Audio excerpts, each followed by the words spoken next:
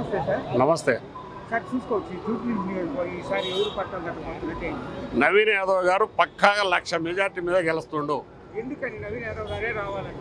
కాంగ్రెస్ చేసిన అభివృద్ధి, రేవంత్ రెడ్డి గారు చేసిన 6 పథకాలు, ప్రతి గ్రామంలో కూడా రోడ్లు, ఇవాళ సీసీ రోడ్లు కానీ ప్రతి ఒక్కటి, అందుట్లో టీజేఏసీ మద్దతు ఉంది. రామరెడ్డి గారి అధ్యక్షన జేఏసీ సపోర్ట్ ఉంది.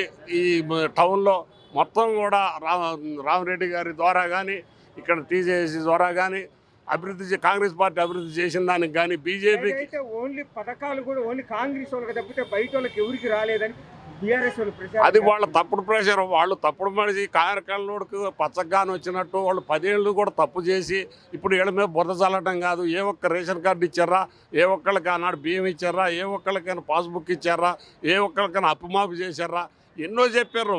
వాళ్ళు చెప్పే మాటలు ఇక్కడ ఎవరు నమ్మరు. నవీన్ యాదవ్ గారికి ఆదరణ ఉంది.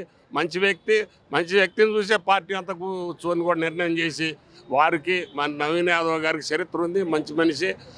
కాంగ్రెస్ పెట్టిన అభివృద్ధి, రాహుల్ గాంధీ గారు చేసే పాదయాత్రలు అయితే ఏదైతే ముందు నడిపిస్తారో మంచిగా అభివృద్ధి చెందిద్దని, తప్పనిసరి నవీన్ యాదవ్ గారు 1,00,000 మీద గెలుస్తారని తప్పనిసరి ప్రజల ఆదరణ కూడా ఉంది. ప్రతి ఒళ్ళు కూడా మేము నవీన్ యాదవ్ గారికి వేస్తున్నాం, కాంగ్రెస్కి వేస్తున్నాం. రేవంత్ రెడ్డి గారు కానీ, ఇక్కడనే పొంగులేటి శ్రీనివాసరెడ్డి గారు కానీ అందరూ కూడా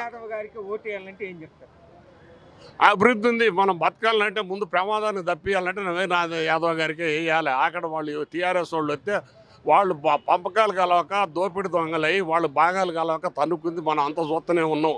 అలాంటప్పుడు వాళ్ళని గెలిపించి ఇంకొక దొంగని పోగు చేయడం అయితే తప్ప ఆడ ఎలాంటి అభివృద్ధి లేదనేది నేను స్పష్టంగా చెబుతున్నారు ప్రజలు మొత్తం కూడా.